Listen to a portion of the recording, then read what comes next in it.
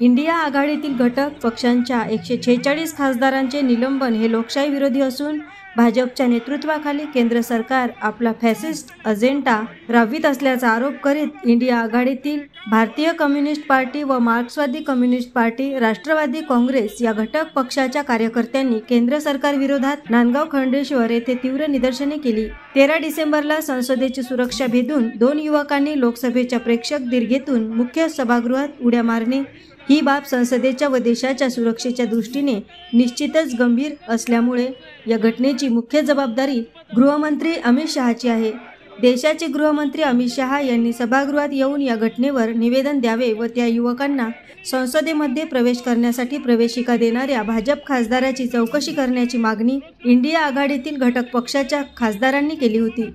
ही मागणी मान्य करून या घटनेवर संसदेमध्ये नियमानुसार चर्चा घडवून आणणे शक्य असताना सुद्धा सरकारच्या सुरक्षिततेच्या बाबतीत गलथान कारभार जनतेपुढे येईल या भीतीपोटीत सरकारने विरोधी सदस्यांचे निलंबन केले आहे। हा सरळ लोकशाही व्यवस्थेचा खून असून विरोधी पक्षाच्या अनुपस्थितीत देशाचा कारभार हाकण्याची गंभीर चूक भाजपा सरकार करीत आहे। मुख्य निवडणूक आयुक्त निवडण्याच्या समितीतून सर्वोच्च न्यायालयाच्या मुख्य न्यायमूर्तींना हटविणे, India penal code, criminal procedure code, evidence act यांना बदलून भारतीय नागरिक सुरक्षा संहिता 2023, भारतीय न्याय संहिता 2023 व भारतीय साक्ष अधिनियम 2023 या नव्या कायद्यांना विरोधी पक्षांच्या अनुपस्थितीत असंवैधानिक पद्धतीने सरकारने मंजूर केले आहे। बेरोजगारी, महागाई व शेतकऱ्यांच्या प्रश्नावरून जनतेचे लक्ष विचलित करून सरकार आपला मनुवादी अजेंडा पुढे रेटत आहे। सरकारच्या या लोकशाही व संविधान विरोधी कृत्याच्या इंडिया आघाडीतील घटक पक्ष,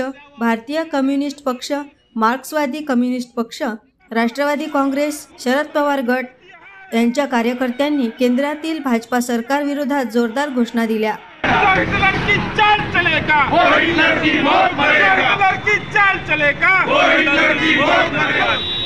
व या जनविरोधी संविधान विरोधी सरकारच्या विरोधात संघर्ष तीव्र करण्याचे जनतेला आवाहन केले। गृहमंत्र्यांनी येऊन बयान देण्यात यावं आणि देशाला सत्य परिस्थिती करू द्यावी, चर्चा व्हावी लोकसभेमध्ये, अशा पद्धतीचं मागणं आपली रास्त मागणी लोकसभेच्या सभापतीकडे, राज्यसभेच्या अध्यक्षांकडे केलेलं होतं। परंतु राज्यसभा आणि लोकसभेच्या या विरोधी पक्षांच्या दोन्ही सभागृहातल्या खासदारांना मोदी सरकारनं निलंबित केलेलं आहे आणि हे निलंबन लोकशाहीच्या विरुद्ध आहे, हे संविधानाचा अपमान आहे, लोकशाहीची हत्या आहे। खऱ्या प्रश्नावरून लोकांचं, जनतेचं लक्ष विचलित करण्यासाठी मोदी सरकार हा रडीचा डाव खेळत आहे आणि म्हणून आज नांदगाव खंडेश्वरमध्ये इंडिया आघाडीतील घटक पक्ष, भारतीय कम्युनिस्ट पक्ष, मार्क्सवादी कम्युनिस्ट पक्ष, राष्ट्रवादी काँग्रेस या सर्व पक्षाच्या वतीनं प्रमुख कार्यकर्त्यांना घेऊन आम्ही या घटनेचा, या निलंबनाच्या कारवाईचा निषेध करत आहोत आणि या सरकारला सांगित आहोत की तुमचे दिवस भरलेले आहे। हा देश डॉक्टर बाबासाहेब आंबेडकरांच्या संविधानानुसार चालणार आहे, तुमच्या दडपशाहीनुसार आणि तुमच्या हिटलरशाहीनुसार हा देश चालणार नाही आणि म्हणून जनतेला सावध करण्याकरता आणि या सरकारचा निषेध करण्याकरता आज आम्ही या ठिकाणी निदर्शनं करीत आहोत। आज संपूर्ण देशभर इंडिया आघाडी घटक पक्षाच्या वतीनं, त्यामध्ये सहभागी घटक पक्ष, मार्क्सवादी कम्युनिस्ट पक्ष, भारतीय कम्युनिस्ट पक्ष, काँग्रेस, राष्ट्रवादी काँग्रेस व इतर सर्व इंडिया आघाडीतील घटक पक्षांचा देशव्यापी एक आंदोलनाची भूमिका आज संपूर्ण देशामध्ये आणि त्याचाच भाग म्हणून नांदगाव खंडेश्वर शहरामध्ये सुद्धा आम्ही पक्षाच्या इंडिया आघाडीच्या वतीने आम्ही हे आंदोलन करतो आहे। आंदोलन कशासाठी? हे आंदोलन या देशाच्या संसदेमध्ये जे तरुण या देशाच्या संसदेमध्ये गेले, त्यांनी तिथे धूर हे करून या देशाच्या संसदेचं लक्ष